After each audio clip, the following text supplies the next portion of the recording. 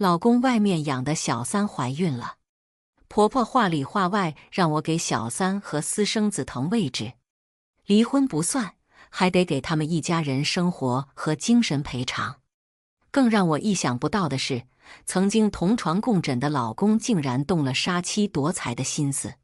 可他们不知道，我也怀孕了。大家好，开始今天的分享之前，希望你能点个订阅，我将会分享更多优质的内容。7月盛夏，天气格外的热，我拿着手里的检验单，欢天喜地的要去和沈颂阳报喜。结婚4年，我苦苦备孕了无数个夜晚，终于等来了这天。我心里有万千句语言，不知道怎么表达此刻的心情。我想，沈颂阳知道我怀孕了，一定比我还兴奋吧。压住狂喜，我迅速走到他身前，朝他递过检验单。他刚接过手，手机便响了起来。在看到来电显示时，我明显察觉到沈颂阳的眼神有些不自然。下一秒，他就避开我接起了电话。他甚至还没看一眼检验单，单子就又回到了我手上。我等他打完电话，正要问他是谁，他就先我一步开口：公司有点事，我去处理一下，很快就回来。可是我先让司机送你回家。我话还没说完，沈颂阳就拉着我这急忙慌地下了电梯。他脸上分明洋溢着那么明显的笑容。什么事情这么高兴，却连和我分享的时间都没有呢？我回到家时，正好赶上婆婆拎着大包小包出门。她手里那些东西，无一不是我前2天才去商场给她买的滋补品。我心里隐隐觉得不对劲儿。妈，你这是要去哪儿？我狐疑地看着她，她看也没看我一眼，穿好鞋瞪着我。我这个婆婆去哪儿，还要跟你报备一声？她向来强势，我也不想和她发生争执，就没再过问。可我越想越不对劲儿，她才从农村老家过来不到10天，在这也没什么朋友，那大包小包是拎给谁的？我从热气腾腾的门外进入空调房内，突然打了个哆嗦。难道和颂阳今天说的事有关？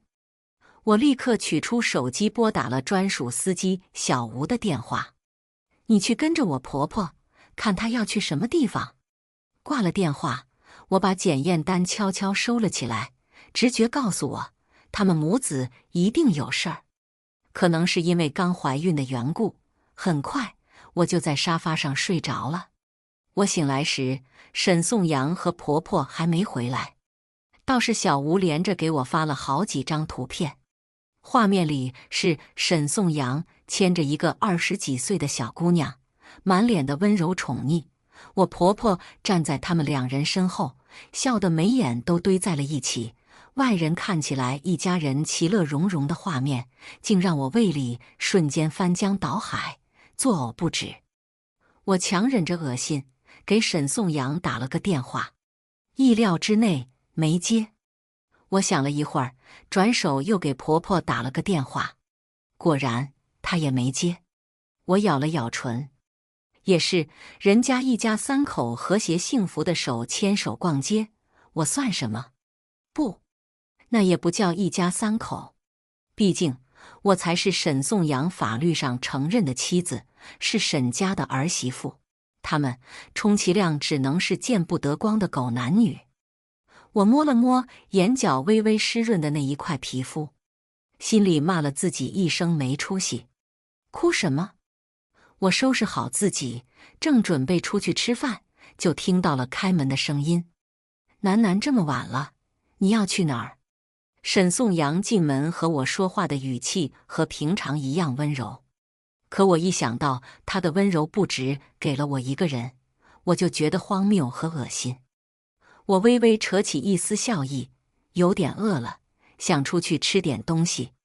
婆婆急忙上前阴阳我，果然娇生惯养的千金小姐不一样，吃饭还要出去吃。妈，你少说2句。沈颂阳无奈地看了他妈一眼，走上前来搂我，你去坐着，我来给你做饭。他妈气得对我吹胡子瞪眼。你就惯着他。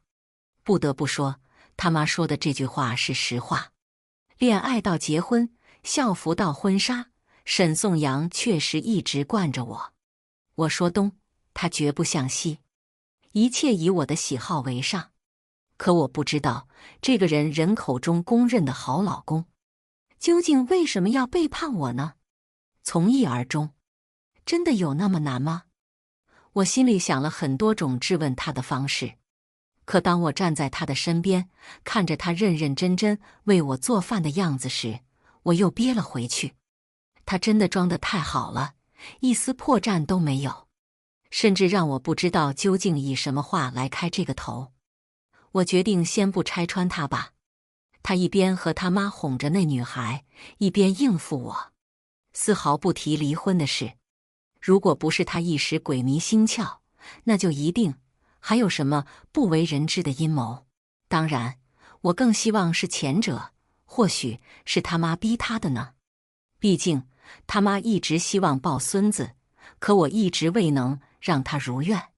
因为孩子的事，他妈背后没少说我坏话。我亲耳听到他妈曾和他说，我再给你1年时间，如果我还抱不上孙子，你就给我离婚。可我怎么也没想到，现在我怀上了孩子，等待我的不是一家人和和美美过日子，而是早早就已经两心相离。我吃完饭后假装不是，早早睡下。果然不出我所料，沈颂阳再三确认我真的睡着后，偷偷摸摸去了他妈的房间。我听到对面房间的关门声后，立刻掀开凉被下了床。我要看看他们到底在搞什么鬼。我不管，你一定要尽快和邹南离婚。婆婆语气十分强硬，完完全全就是命令沈颂阳和我离婚。妈，你也知道，我和邹南结婚4年，现在离婚讨不到什么，现在不离，等到欢欢和你的儿子落了地，你让人家怎么做人？什么？儿子？他们已经有了孩子。我感觉脑子里一阵狂轰滥炸，连童身也止不住地发抖。为什么？为什么要这样对我？我悄无声息地回了房间。明明是夏天，我却感觉心冷到了寒冬腊月。过了很久，沈颂阳从他妈的房间回来后倒头就睡，大概成天周旋在3个女人中间。他也累吧？我突然睁开眼，看着他沉沉睡去的样子，俊朗的面庞，温柔眉眼，连同那一根根颤动的睫毛，以后都不属于我了。我记得他当初明明对我说过好多，他的温柔明明都给了我。楠楠，你放心，有我在，绝对不会让你受一点伤害。我会用一生来爱护你，全心全意呵护你，直到我老，直到我死。我一定不会让你输，一定让你成为世界上最幸福的人。我忽然鼻头一酸，就要落下泪来。好巧不巧，沈颂阳的手机屏幕亮了。我输了我的生日，一下子就解开了。看来沈颂阳应该随时保持着手机很干净的样子，只是他能控制自己，无法控制别人啊。杨哥，今天逛得好累哦，我和宝宝好想你。我盯着那明晃晃的暧昧字幕，一下子没忍住晕了出来。接着他又发了消息过来，明天中午你来陪我们吃饭好吗？我和宝宝等你哦。隔着屏幕我都闻得出一股骚味儿，真的太令人作呕了。我知道照片不能作为出轨证据，但是录屏可以。我用他的手机录了屏，发送到我手机上，再点击相册删除，最后退出聊天软件。甚至还贴心帮他恢复成未读的样子。在没有摊牌之前，我依旧扮演好一个妻子的角色。我看了一眼垃圾桶里的呕吐物，把它踢到沈颂阳的拖鞋边，好让他明天一早就能看到。沈颂阳醒得比我早。自从我爸决定移民加拿大后，我把公司稳下来后，就全权交给了沈颂阳负责。朝六晚九，他倒算得上勤勉。而我退居幕后，对外宣称只做一个全职太太。沈颂阳醒来第一件事，果然是发现我昨晚的呕吐物。他皱了皱眉，有些嫌弃的样子，让我觉得心里有些刺痛。可我不动声色地从身后抱住他：“老公，我怀孕了。”沈颂阳脸突然一僵，随即就满面笑容。楠楠，这是真的吗？他转过头来看我，他笑得很好看，我一时竟分不出他是真高兴还是装高兴。我朝他重重地点了点头：“老公，这下你妈应该能接纳我了吧？你别多想，妈其实心里是很喜欢你的。”“是吗？喜欢到让我老公和我离婚，给别的女人和孩子腾地方？”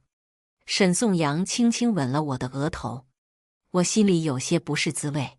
“你今天中午回来吃饭吗？”他朝我微微一笑：“老婆孩子都在家，我自然要回来的。我等你。”我起身下床，在衣柜里取了一套衣服递给他，穿好后又给他系好领带，希望他这白色的西装上千万别沾了什么女人的口红、香水。沈颂阳走后，我百无聊赖地躺沙发上看杂志。刚睡醒的婆婆在屋里转了一圈，得知沈颂阳上班后，就晃到了我眼前：“我们颂阳怎么娶了你这么个懒女人？几点了？早饭都不做。”“我吃过了，我订了粥和牛奶在厨房，您要吃就自己去拿一下吧。”我一动不动地躺着，我知道她又要开始说教了，索性我准备了耳机。婆婆见状气不打一处来，直接冲上来就掰掉我的耳机，狠狠给了我一记耳光。我哑然失声：“妈，你太过分了！”婆婆来了脾气，指着我的鼻子一顿骂：“你这个不下蛋的母鸡，赶快和我们颂阳离婚！耽误我们颂阳这么多年，你还得给我们生活赔偿和精神赔偿。”我看着她那张市井泼妇的脸，笑出了声。原来婆婆一直觉得自己是下蛋的鸡。说完，我起身回了卧室，留下她一人在客厅诋毁谩骂。不出意外，一会儿又要找他那宝贝儿子指责我了。沈颂阳没有失约，中午还是回了家，只不过回来的时间稍稍晚了点。心细如我，在他背对我时，我察觉到他衣服背后有一丝长发，就猜到他估计是两边跑了。真是难得他还愿意为我花费这番时间。饭后，沈颂阳又要回公司上班，出门时和悄悄婆婆说了几句话。我隔着门看着婆婆那千变万化的表情，觉得有点好笑。沈颂阳走后，婆婆一改往日对我的趾高气扬，贴心地跑来问我晚饭想要吃什么。“妈，给我做个辣子鸡吧。”我朝她感激地笑，真是翻脸比翻书还快。她连连点头，满口答应。过了一会儿，又折回来看着我的肚子：“酸儿辣女，你这不会是个小蹄子吧？”我皱了皱眉，这么难听的话，她怎么能说得出来？大概认定我这胎是女孩，婆婆对我又恢复了往常的样子，只是出门越来越频繁了。我猜，大概是去照顾那对见不得光的母子了。沈颂阳回家的时间倒是越来越早。他说想多陪陪我。呸，谁信？诡计多端的男人。可他要装好男人的人设，我怎么能不陪他演下去呢？我一边营造贴心妻子的形象，一边让司机小吴继续帮我盯着他们的一举一动。由于婆婆之前对我做出过过激行为，我还托人帮我买了录音笔和监控器。我把监控装在了客厅，录音笔特意放在了沈颂阳他妈的房间里。房子本身是我的，房产证上我的名，我在自己家里装监控，放录音笔，合理合法。婆婆和沈颂阳不知道我已经开始怀疑他们，在家说话做事依旧偷偷摸摸背着我。小吴给我发的照片越来越多，他们在这种场合搂搂抱抱，完全没有想到他们的言行举止都在受我的监视。我回到房间，把监控调了出来，画面定格在客厅的沙发上。昨天上午9点，是我去医院做产检的时候。沈颂阳跟我说公司有事，结果他根本没有去公司，而是返回了家里。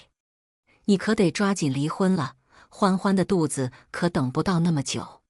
老太婆焦急地看着沈颂阳，妈，咱也不确定邹南怀的男孩女孩，现在离婚最多能分到200万的夫妻共同财产，不划算呢。沈颂阳耐心地解释，欢欢可是你表舅的独生女，你可不能让她为难。我瞬间失语，那个女孩不只是一个普通的第三者。不对，要是这样，那沈颂阳和我结婚，岂非早有预谋？亏我还以为是我们之间的感情出现了问题。我呸！好了妈，我知道，我会尽快处理这件事。你打算怎么做？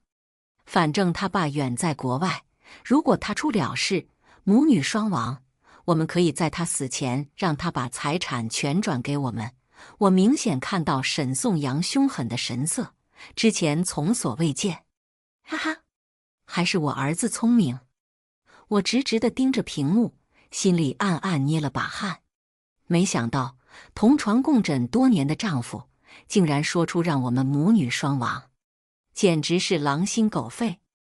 我合上电脑，门外传来婆婆叫我的声音。我把电脑放在一旁，打开门就看到婆婆端着碗粥对我笑脸相迎。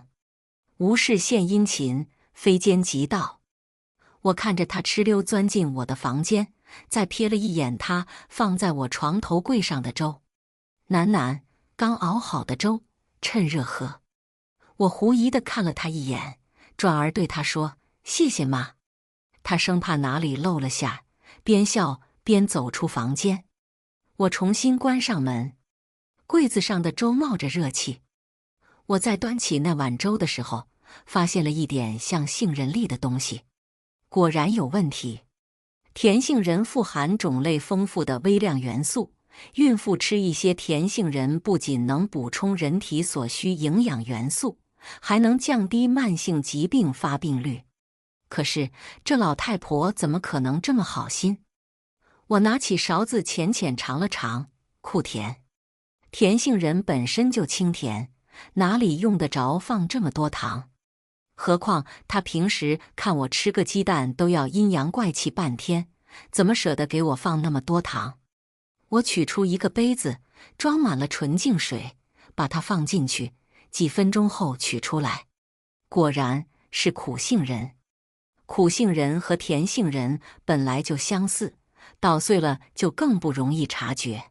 可是甜杏仁于孕妇有益，苦杏仁却是伤胎害人的好物。因为苦杏仁性大热，含氢氰酸，有剧毒，易引起孕妇宫缩，造成流产，严重时方可一尸两命。我深吸了口气，那就赌一把，毕竟不入虎穴，焉得虎子。我摸了摸我的肚子，轻轻说了句抱歉，连累你了。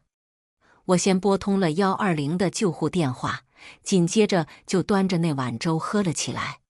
果然，在我喝了5、6勺的时候，腹部开始有了轻微不适。怕真的危及胎儿，我也没敢继续喝下去。我把剩下的大半碗端到厕所，冲进下水道，营造我喝完了的假象。我轻轻打开门，没想到老太婆一直守在我的门口。见到我捂着小腹，把头抻向我，喃：“你怎么了？”妈，我肚子疼。我给宋阳打电话。打电话？这个时候是打电话还是拖延时间？刚刚那一大海碗，如果真的统统下了肚，再一拖延时间，说不准我真的会一尸两命。没等老太婆高兴太久，我听到了急切的敲门声。我的救命稻草来了！我在开门时便假装晕倒过去，医护人员立刻为我安排上担架。老太婆立刻冲过来拉住医护人员，甚至不惜和工作人员拉扯起来，就怕我被救治好了。你们是什么人？为什么要带走我儿媳妇？我们接到急救电话，我没打过急救电话。你们是假冒的。老太婆一通纠缠，最后惹火了医生，直接被甩在了身后。他一定很慌张吧？既怕计划没成功，又怕万一没成功，医生还发现了他的丑事。我被送到了急救室，医生在诊断出我吃了苦杏仁食物中毒后，迅速给我做了催吐的工作。还好，总算是有惊无险。我醒来时，鼻子上还挂着氧气。沈颂阳坐在我床侧，扮演着好丈夫。我打量了一圈，却没看见婆婆的身影。醒了，喝水吗？沈颂阳十分贴心地问我。我假装悲痛欲绝，鼻头一酸就失声痛哭起来。这是怎么回事？好端端的，怎么会发生这种事？医生带着护士从门外进来，有些没好气地指责我：你自己吃了苦杏仁，还问别人怎么回事？苦杏仁？我不知道啊。什么苦杏仁？我不知道啊。我今天只喝了粥，可是这粥是我婆婆端给我的呀。我越说越小声，医生护士听了我的话过后沉默了一会儿。我猜他们肯定会推测，我投医的时候，我婆婆也是百般阻挠，所有医护人员不禁向我投来同情的目光。先好好休息吧，别想太多。说完，医生意味深长地看了沈颂阳一眼就出去了。我抓住沈颂阳的袖子：是你妈害我，我要去告她。他妈这是谋杀未遂，造成了故意伤害罪，论起来是要判刑的。沈颂阳肯定不愿意看到我把他妈告上法庭，当即就捂住了我的嘴：楠楠，你别胡说，我妈她肯定不是故意的。你怎么知道她不是故意的？她本来就不喜欢我。我用力掰开沈颂阳的手：楠楠，你冷静点，那再怎么样也是我妈呀，她不可能害自己的孙子的。怎么不可能？我可是亲眼看到你们大声密谋要杀妻杀子的。我一时没忍住，一下子坐起来，啪啪啪就给了沈颂阳几巴掌，也算是出了口气。楠楠，即使我妈不小心伤害了你，请你一定要原谅她。你怎么打我都可以，可你不能告她。沈颂阳以前常说打人不打脸，可现在脸被我扇得红肿，他也没有反抗。果然，脸是可以为妈妈、为情人、为钱豁出去的。我冷冷笑出声，笑着笑着就哭了起来，俨如一个受了天大委屈的女人。我如果一定要告呢？我停止哭泣，面无表情地看着他。他突然叹了口气：凡事都要讲究证据。证据？那我的证据可不少呢，有监控录像，还有录音笔，还有公共场合拍到的暧昧合照，以及他和那个叫欢欢的一起去医院产检的视频。楠楠，你就原谅我妈一次。我妈她今天在你来医院后，她也晕倒了，检查出了脑溢血。我一下子僵住，老太婆居然得了脑溢血，真的是恶人自有天收。为了安慰沈颂阳，我装作宽宏大度，决定暂时忍气吞声，不告他妈上法庭了。可是他们有杀我的心思，第一次不成功，必然还会有第二次。我绝不能坐以待毙。我趁着沈颂阳上班的时间，挺着孕肚，带着氧气去看望我那得了脑溢血的婆婆。只是我没想到，原来她一直有人照顾。没错，这个人就是沈颂阳的小三，叫宋欢。她的肚子还没有隆起，大概和我月份差不多。我假意不认识她，朝她表示感谢：“你是我老公请来的护工吗？”女孩子明显愣了好一会儿，才反应过来。显然，她也没想到我会出现在害我的婆婆的病房。是的，宋欢对着我强颜欢笑。尊嘟假嘟，我看着她那别扭的表情，也有些为她尴尬。我指着我那尚未醒过来的婆婆：“你看，我婆婆病了，我又是孕妇，真是辛苦你了。”她急忙摆手，掩饰她内心的慌张：“不辛苦，就是不知道出院了一时上哪找一个像你这么贴心的保姆。”我假装不经意叹口气，迅速捕捉到宋欢惊喜的神色。如果太太愿意，我也可以去你家服务的。果然，鱼儿上钩了。宋欢长时间被沈颂阳养在外面，心里自然不甘心。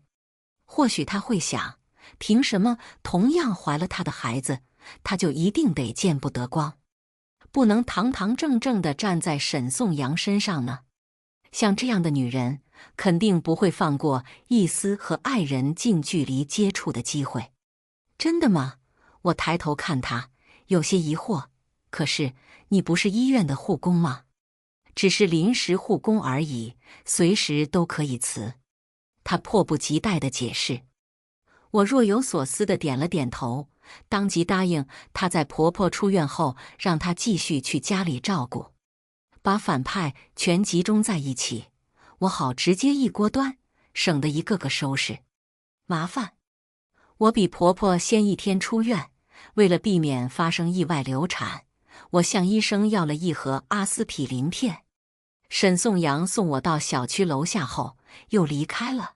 第二天，沈颂阳接他妈和情妇回来的时候，我正歪在沙发上打电话。三人原本喜笑颜开的表情，在看到我后突然凝固，仿佛我才是这个家里的外人。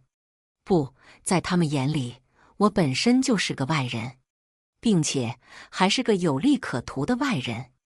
我挂断了电话，主动帮他们接手里的袋子和招呼宋欢进门。沈颂阳大气一松，看来他真觉得我一点儿也没察觉到他俩有问题。还得是我演技杠杠的。我让宋欢他们几个先休息会儿，自己则转身把婆婆的药品放回她房间。宋欢在见到我的时候，显然有一些许拘谨，不过好在她终于能和沈颂阳天天见面了，也算目的达成。我放好婆婆的药品，出去时他们有说有笑。宋欢就坐在沈颂阳身边，仿佛一个甜蜜的小女人。笑死，我请你来，可不是看你俩腻歪的。我将沈颂阳推到一边，找个空隙插在他俩中间。我挽着沈颂阳的手臂，对着他撒娇：“老公，我怀孕不方便洗头，你不可以帮我洗啊？”沈颂阳下意识地看了一眼宋欢。我继续摇他的手臂：“以前谈恋爱的时候，你可是每次都帮我洗头的。”沈颂阳可能想到之前事情败露，以及我要告他妈上医院，现在只有继续对我好，才能寻找第二次下手机会。终于，他摸了摸我的头：“好。”不用看我都知道，宋欢和我婆婆的脸绿得发黑。我洗好头，宋欢和婆婆还坐在客厅聊天。婆婆甚至见我出来还恨了我一眼，我压根没在意，做不过再说我的坏话罢了。直到我吹好头，宋欢还在客厅坐着，纹丝不动。沈颂阳已经现身厨房，开始忙碌着做饭。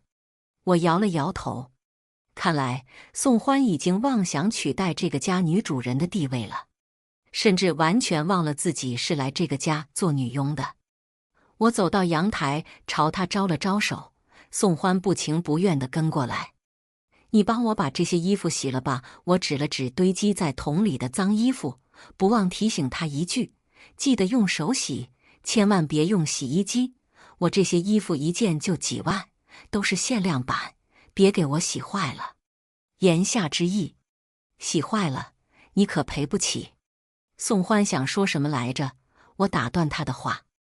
我忘记告诉你了，我在家里装了摄像头。为什么要装？别误会，我怀孕了，忘性大，常常忘记自己把东西放在哪里。我话锋一转，我可以给你2万月薪，如果你介意，可以终止我们的合作。不介意。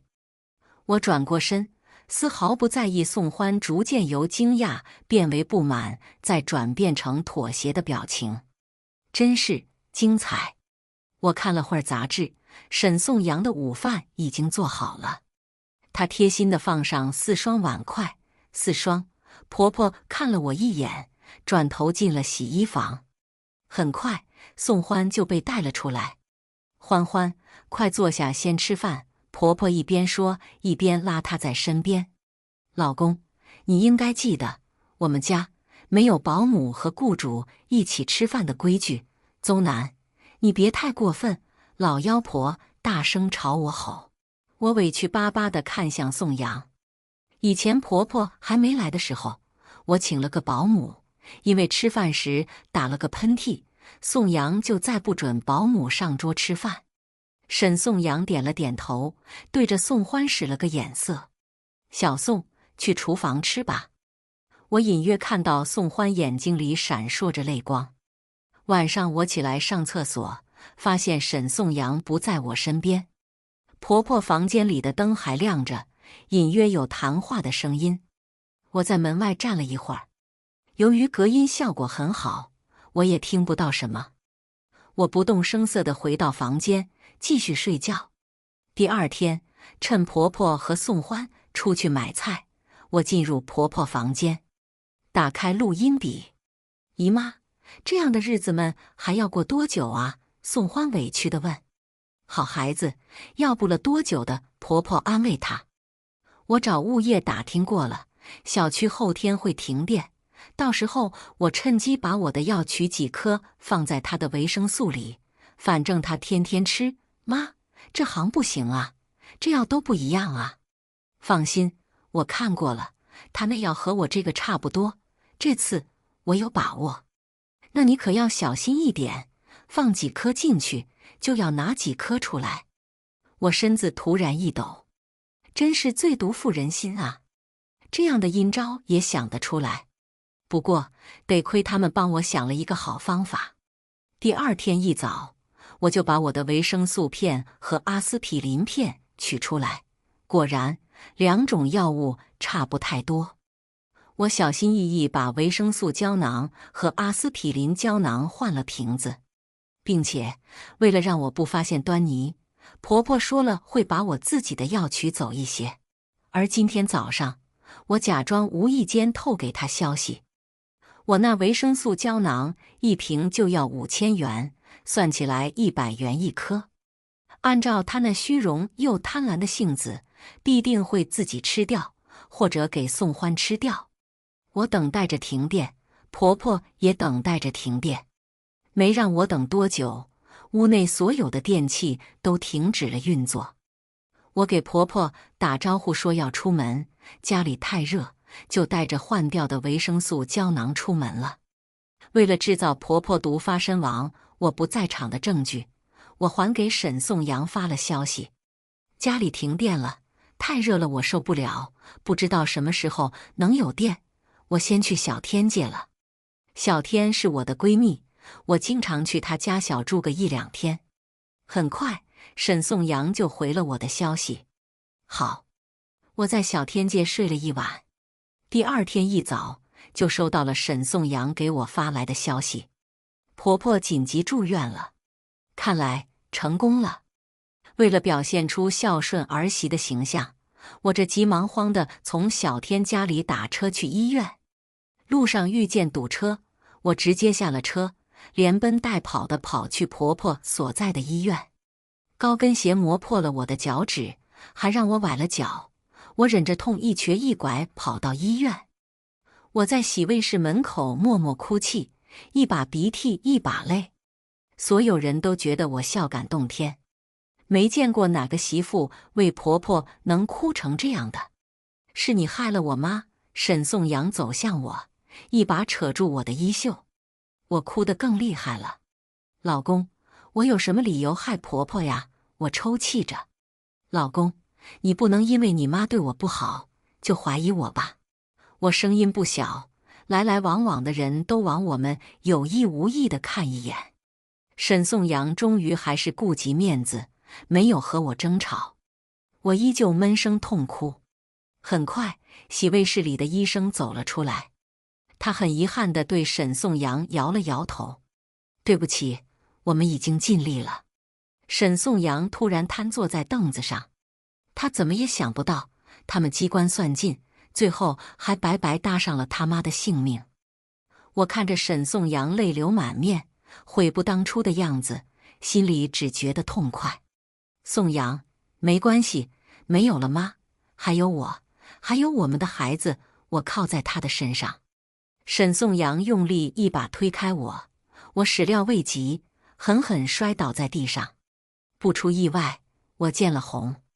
沈颂阳做梦也没想到，他们千辛万苦算计杀掉我和孩子，最后竟然只靠他推了我一把，我就流产了。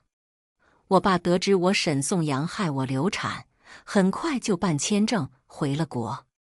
我躺在病床上，见到我爸从门外进来的时候，哭成了泪人。楠楠，爸爸回来晚了，你受委屈了。我爸眼角蓄了泪，声音也有些发抖。沈颂阳这个臭小子，我早晚要和他算账。我流产住院，沈颂阳顾不得我，现在正忙着给他妈处理后事。爸，我要和沈颂阳离婚。好，不只要离婚，还要他坐牢，要他一无所有。我出院后，以最快的速度向法院提起诉讼离婚。很快，沈颂阳就接到了法院传唤。法院门口，沈颂阳突然摒弃前嫌，向我求和：“楠楠，我妈已经离开我了，孩子也离开我了，现在你也要离开我吗？”他面容哀愁，我一时分不出他这是虚情还是假意。可听他提到孩子，我不免觉得可笑。我之前还会时常心痛我的孩子没了，可是后来转念一想，像沈颂阳这样的人下的种，未必能结出什么好果子。而且有这样的爸爸和奶奶，简直是他的耻辱。或许他在我肚子里已经感受到人间的恶意，所以不愿来了吧。我冷冷看着他：“你的孩子有的是人生。”他表情明显僵住了，错愕地看着我。我潇洒转身，向最公正的地方走去。法院判处我们离婚那天，沈颂阳当着法官的面狗急跳墙，痛斥我故意杀人，杀了他的母亲。我爸当庭就给了他一拳，最后被人拉住。简单的离婚案演变成刑事杀人案，让人费解。好啊，这样一来，倒省了我自己再重新去公安机关立案。很快，我和沈颂阳就分别被带走做笔录。一男一女两警官和我面对面。女警：你婆婆中毒病发时，你在哪儿？我在我闺蜜家。女警：为什么去了闺蜜家呢？女警官歪着头看着我。我陷入了回忆。那天突然停电，因为天气太热，我就去了。男警：停电。一旁的男警官捕捉到重点。男警：你提前知道停电吗？他犀利的眼神让我心里一颤。我摇了摇头，我不知道。男警：家里有监控设备吗？有。我很诚实的回答。很快，警官到了我家，调了我家的客厅监控设备。沈颂阳傻了眼，万万没想到一早就被我监视了。他和他妈在客厅里大声密谋的事情暴露。沈颂阳他妈端苦杏仁粥给我喝，阻拦我求医。所有人对沈颂阳和他妈的所作所为嗤之以鼻。当然，沈颂阳出轨，他和欢欢的事也是实锤。可是很快，沈颂阳就反咬我一口，就因为我们害你没成功，所以你早就怀恨在心，要害死我妈。我妈就是吃了你的药才中毒的。